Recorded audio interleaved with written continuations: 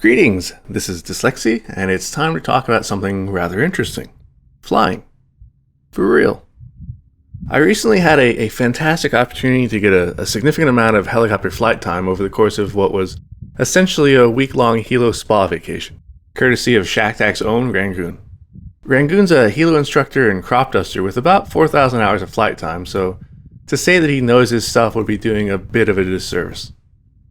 Having that kind of experience, taking the time to show you the ropes of helicopter flight is invaluable, and the whole thing from start to finish was absolutely remarkable in all respects. So in this video, I'd like to just talk generally about the helicopter experience. Nothing terribly structured, just a lot of thoughts and impressions of what it was like, both in general and specifically as it relates to my experiences from simulations and ARMA. This will be covering the first day of flight for me, which was roughly 2.5 hours of flight and demonstrations. So, first things first, we flew various Robinson R-44s throughout the week, and as part of that, there was a period of instruction on safety in them, something that's required before anyone can lay hands on the Robinson controls. There were 5 topics covered that were essentially about how to avoid catastrophic situations. We discussed low G hazards, mast bumping, rotor RPM decay, blade stall, and energy management. So, very important stuff to cover, and it naturally results in a lot of attention being paid to every little nuance of what to avoid and how to handle various situations. After thoroughly covering those topics, we headed out to the aircraft we'd be using for the day. And I remember seeing one Hilo on the ramp, and I thought to myself, wow, gee, that R-22 sure is tiny. And then I was told it was actually an R-44. So when I saw the real R-22 in the hangar, I could barely believe it. It looked like a children's helicopter almost. It was really tiny. And the 44 felt massive by comparison, but even it was a lot smaller than I was expecting. So we got to the aircraft, did a pre-flight, and Rangoon talked through the startup process. There's not too much to it, but it was certainly interesting to see. As the rotors began to slowly spin up, I was reminded of the excellent physics of DCS Huey in the same situation, where you'd have the body of the aircraft rocking around as the rotors begin their rotation slowly. And it wasn't long after that Rangoon called the tower, and we took off. And this was remarkable. It was a nice, calm, overcast day. There was some light, scattered rain, and there was a really phenomenal weather for a first flight. And immediately, the sensation of actually being in an aircraft, of having this huge field of view, hearing, and more importantly, feeling the engine and the rotor wash and all the movement, it was overwhelming. We hovered for a few moments and talked about that, then took off and headed out towards Lake Michigan out to the east. The sensory overload of this was something that I'd anticipated, but I wasn't truly prepared for. I'd actually worried a bit about how I might handle flight, whether I might struggle with a fear of heights or motion sickness or anything like that. It would have been painfully ironic, and fortunately none of that actually occurred. But with that being said, I'd like to think that any rational human being, upon realizing that they're in a relatively small machine flying hundreds of feet above the ground, might stop to consider how terrifying this prospect is. And I was certainly thinking about that. I wish I had a camera that was pointed at my face, because my expression must have just been totally awestruck. We were 500 feet above the ground, the doors were off, I had a seatbelt on just the same as you'd expect to have in a car, and I could look out and see everything, ahead to the side, straight down, everything in a clarity that you only glimpse for seconds when taking off in something like a commercial airliner, which also restricts you to a tiny little peephole sideways view. Now, I always love watching that when the seat allows, but here, the canopy of the Hilo, the visibility was incredible, and the relatively low altitude allowed a perspective that only the birds typically have the pleasure of seeing. And it was amazing. So we flew out over Kenosha on the way to the lake, and this actually made me rather tense. Years of flying in ARMA, DCS, and other games had taught me that going down over a town was a fairly dicey proposition, and it was hard to shake that while at the same time being in a state of what was essentially total sensory overload. Flying with the doors off really helped to add to this sense of connectedness with the environment. You could hear and feel the wind stream right there, and reach into it if you wanted to. So as we're flying over the city, I did something that really amused me at the time, and still amuses me now. When offered the controls initially, I declined. It was too much. I was still trying to take in the sights, the sounds, and the sensations of it all. I was still ultimately struggling to come to grips with the fact that, yes, I was actually in a helicopter, we really were flying, this was real, and this is just, it's amazing. So I'm there trying to soak it all in, and we're flying out to the lake. We get to it. We turn south and follow the shoreline, just a little bit offshore. And I found myself just kind of sitting there, wide-eyed, taking in this amazing perspective. And I could look ahead and I'd see birds notice us coming. They hear us, they see us, and you see them suddenly do this really smooth yet abrupt maneuver to get out of the way. And I'd never seen anything like that before. It was just very interactive. You see a bird in armor in flight, and it's meaningless. It's just circling around oblivious to anything. You can't hit it. You can't interact with it at all. And then you see them in reality, and they're noticing you and getting out of the way. It's a simple thing, but it was so neat to see. It tied the airspace together. You were there, so were they, and you were mutually aware of each other. And then you have the lake itself. You look down at the water. It's very peaceful. And it made me think on the difficulty of judging height above water. The shore off on our right gave a much better sense of height, and that's even though the water was far from glassy smooth. It was interesting to see, but only had a brief period to think about it right there. So after flying a bit down the lake, we turned inland and headed back west. And this fish out of water shock had abated enough for me to actually take the controls for the first time, or request that. So we're flying along, and I take the controls, and we're just doing this straight and level-ish kind of flight thing. And I'm asking all sorts of questions about how the airspace is controlled, altitudes, things like that, and just trying to keep us more or less going in that direction, and more or less level. And wherever we end up, right? That was more his concern than mine. And the whole way through, before we even boarded, and once we were in the air, there's a lot of emphasis made on being courteous as a helicopter pilot. The idea being to avoid annoying people on the ground. So while there are certainly plenty of people like myself who would see a low-flying helicopter and think, wow, look at that, that's so cool, I wish I was up there. There are understandably some people who don't enjoy the noise or whatever, so the goal is to fly at altitudes and take paths that avoid the unnecessary disruption. And this was a theme throughout the week, and no doubt something that all helicopter pilots have to make a point of doing.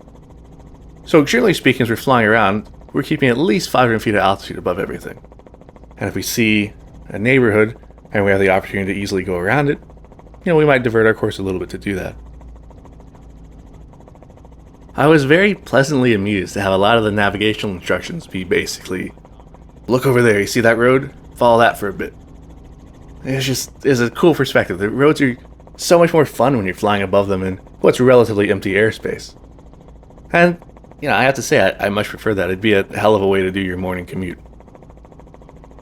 Not surprisingly, the ability to see for miles and miles of real-world landscape and terrain features, combined with this remarkable human ability to use your hands to gesture at stuff, made for a major difference between simulation and actual flight.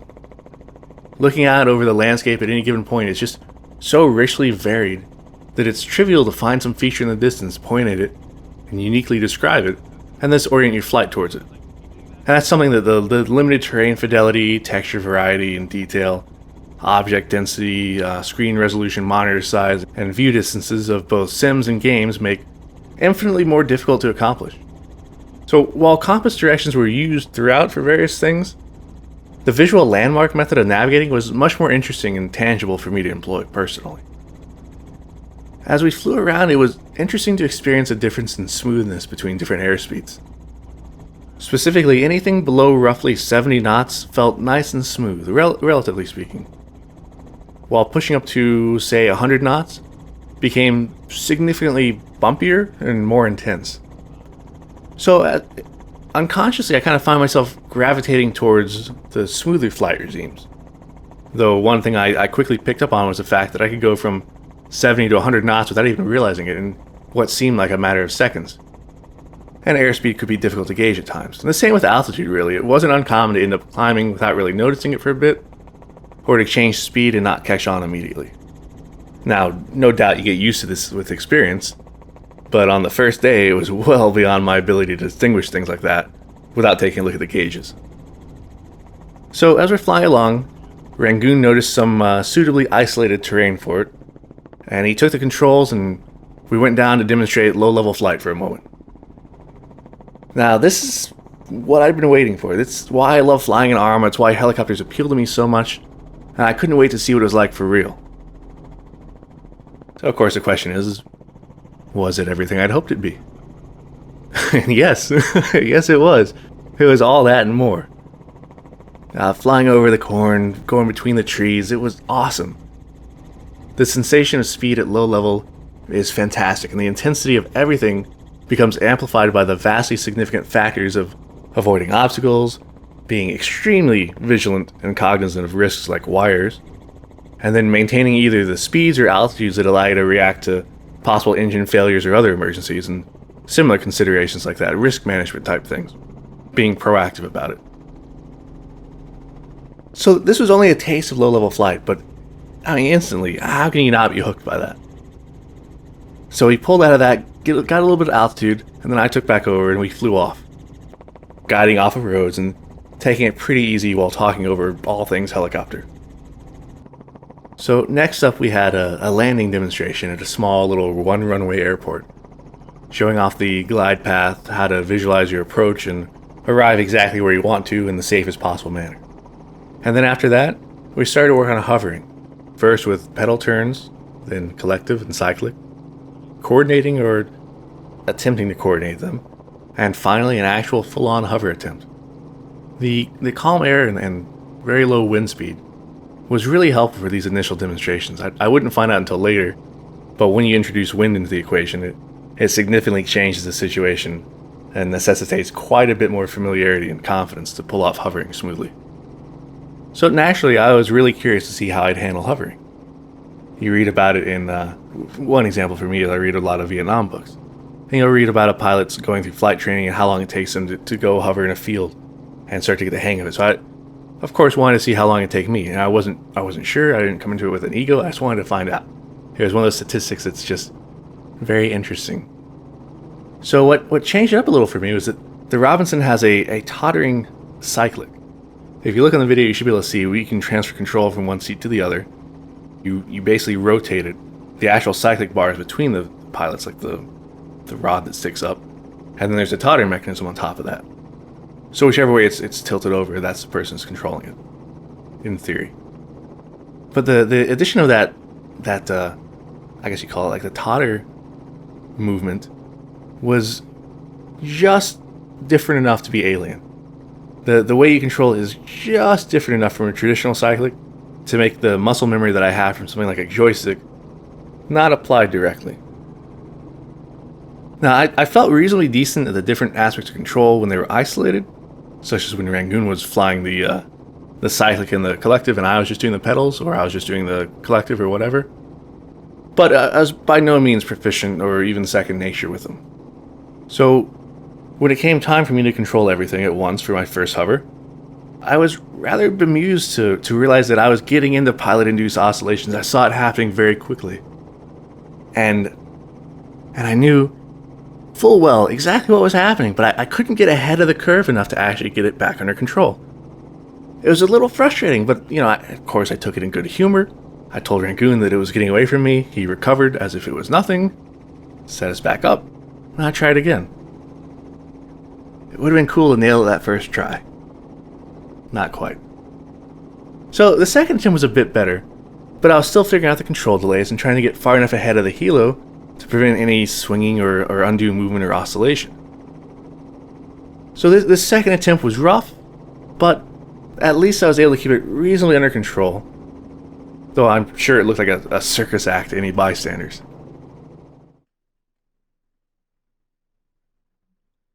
It took a few minutes to really start feeling like I had something working. And once I'd kind of stabilized down, it was basically a slow forward-walking hover. There was something about using aft cyclic that was a little uncomfortable to me, so I tended to drift forward more often than not. But as it was often fairly slowly forward, I felt like it was acceptable, and in the scheme of things, it's better to drift forward into what you can see than backwards into what you can't. So we spent about 12 minutes on hovering with me fully on the controls. It took about 2 minutes for me to really start getting the hang of it, and then at the end of those 12 minutes I did my first landing from a hover in the grass. It was nice and gentle. Left skid low, touchdown, all that fun stuff. So after a short discussion, I did my first takeoff into a hover, and it was a little excited, but it could have been worse. It was still kind of that drifting forward hover, but again, that's better than backwards. So after a bit more of that, it was time for a demonstration of a proper takeoff by Rangoon. And this is where my GoPro decides to tattle on me rather tellingly. You can see that as we accelerate and nose down, I'm leaning back in my seat and tilting my head back in that instinctive, oh god, I don't want to hit the runway response. And it's one thing to see the ground filling your view in a sim or a game. It's something else entirely when it's right in your real face and feels distressingly close. And you have that sensation. The only thing separating you from that is a little bit of space and what's probably a fairly fragile airframe in the context of a collision like that. It was interestingly intense. So after a bit of nervous laughter, we turned around and started to work on approaches that terminated into a hover over the runway. So the act of that, the maintaining the approach glide or the glide path smoothly from start to finish, it was a bit different from how I often land in sims or games, and my first attempts tended to have me reaching a low-level flight before I should have, resulting in a hover taxi to the actual landing site instead of that nice, smooth, professional, continuous landing approach. So I tried a takeoff, a proper style takeoff. And not surprisingly, I had a lot of trouble willing my hands to do the requisite movements that would ultimately fill the canopy with runway while keeping us safely off of it at the same time. So Rangoon's on the controls with me during all of this kind of stuff, and I could feel him pushing the cyclic forward, and try as I might, I'm sitting there, I'm consciously thinking, I have to push the cyclic forward, that's what's supposed to happen here, clearly this is how you take off. I just couldn't go with it, and I said it at the time that my mental reaction to that movement was pretty much, nope. I can feel you trying to pull back here, but you're like, nope. I just couldn't do it. It took quite a few iterations of this takeoff technique before I really started to feel comfortable with it. And that level of comfort certainly didn't happen on the first day. So after doing some more approaches, we went off to do a demo of a confined space landing. It was something we'd seen on the way in, and he wanted to use that as a demonstration. It was right by the runway we'd been using. So this is started with a high recon. It's an orbit around the landing site. You're looking down into it, and you're looking for any obstructions, wires. You get a feel for the wind, and you assess the suitability, the approach angles, and so on and so forth. Basically, while you're in the air, you determine everything you possibly need to know about when you get in there to land, so that when you're in there and you're going in, you don't have to worry about any of that stuff. You can pick up the stuff that's new or that you may not have seen from above. So it's basically just proper prior planning, that sort of concept. And I was purely along for the ride on this one. I was just watching and enjoying the experience. So an approach was picked and talked over. We came to a hover on the far side of the clearing, then pedal turn, moved across the clearing,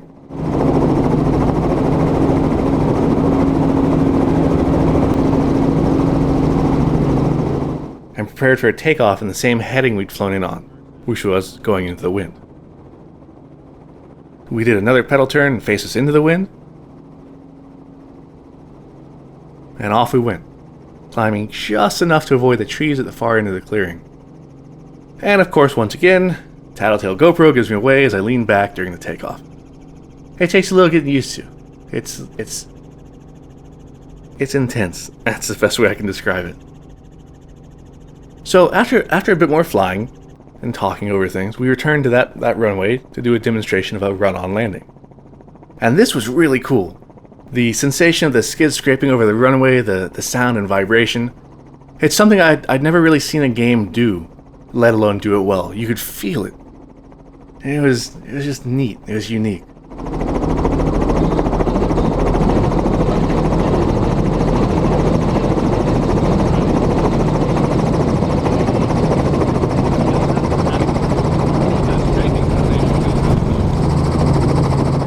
So, having done the running landing, it was only natural that we were going to do a running takeoff.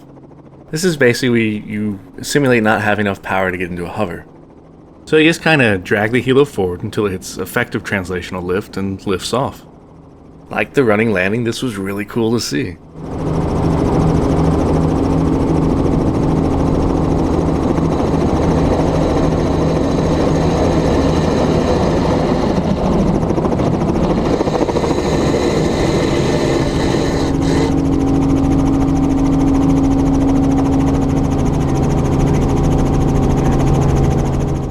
So we did some more approaches. I tried takeoffs in that preferred style, but I kept struggling to keep the nose forward as much as was needed to do a proper takeoff. It had come to me in time, but this first day it was definitely a stumbling point for me. We flew around some more, and then it was time for an auto-rotation demonstration. This was surprisingly gentle once the throttle was rolled down and we entered into it. The whole way down felt smooth and controlled, and the final moments of flaring and rolling the throttle back on were this fantastic demonstration of power at the extreme edge of flight.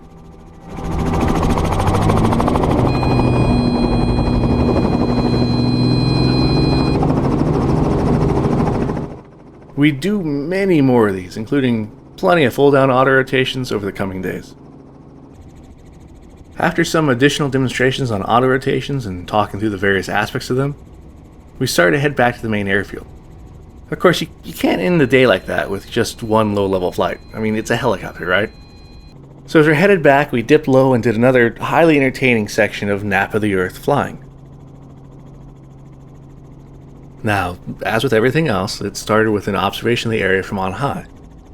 A power line was identified and used as a boundary, and as we discussed previously, passing over any kind of pole obstacle like that was done such that you flew over what you could see, which was the pole or the pylon, and thus by doing so cleared any harder to see wires that might be attached.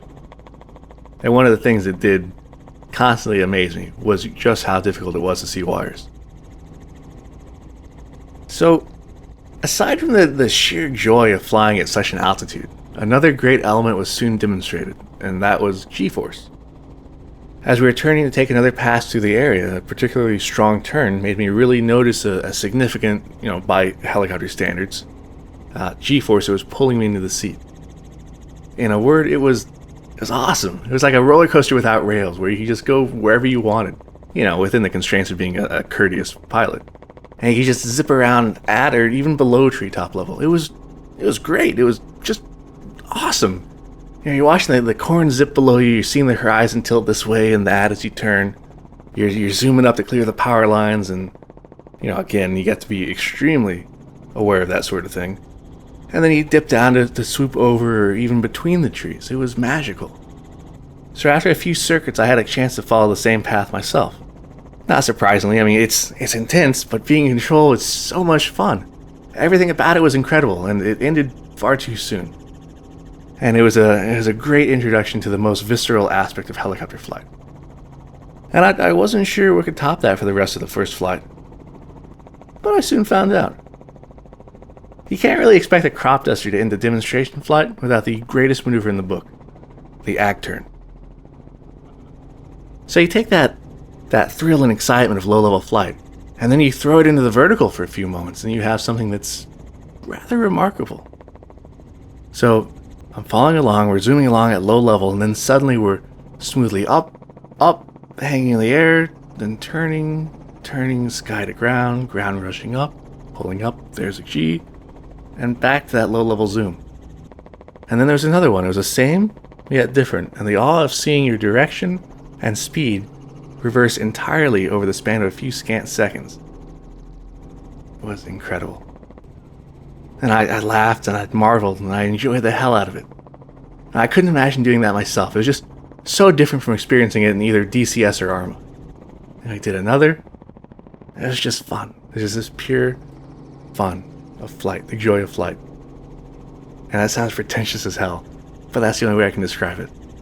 So after the ag turns, we ended up, we headed back for Kenosha, and we're talking over the day's events. And this is, I guess two something hours into it, maybe 2 hours, 10 minutes, something like that. And we're talking over, we're on the way back, and it's just this incredible experience you don't want to end. And there's just so much to take in, there's so much to try to wrap your mind around. And we get back, we're in the pattern for Kenosha, and we get on final, and Rangoon starts a full down auto rotation towards the runway. So this is the first time I'm going to see like a proper full down auto. And then, bam, I hear beep beep beep, and my battery died. And it's like, I can assure you that the auto rotation was very cool. But unfortunately I don't have the video of that, so I'll show you something else here. So, I don't have video. I think we went over and did a brief bit of hovering, before powering down, but in the rush of the day's events, I couldn't tell you for sure. And despite this little gap in coverage, I'm very fortunate to have the recordings from this week that I do. Out of the 18.8 hours of flight time that was logged, I have roughly 18 hours of that recorded in a beautiful frame rate and resolution. And a lot of it from Tuesday onward was recorded from multiple POVs. Now, as to what I'll do with that footage, if you enjoyed this, let me know, and I'll see if I'm making some follow-on videos. We'll cover what we did for the rest of the week, as well as maybe some more constructive thoughts on how helicopters are in games and simulations. This Monday flight was a hell of a way to start, and it really only got better from here. And my closing thought to you is that, as Rangoon said to me, even with the flight time he's logged, he's gotten used to helicopter flight, but he's never gotten over how remarkable it is. And this was my first taste of that, and it was amazing. So, I hope you enjoyed this. We'll see what comes next. And of course, many thanks to Rangoon. This was one hell of an experience. Until next time, take care.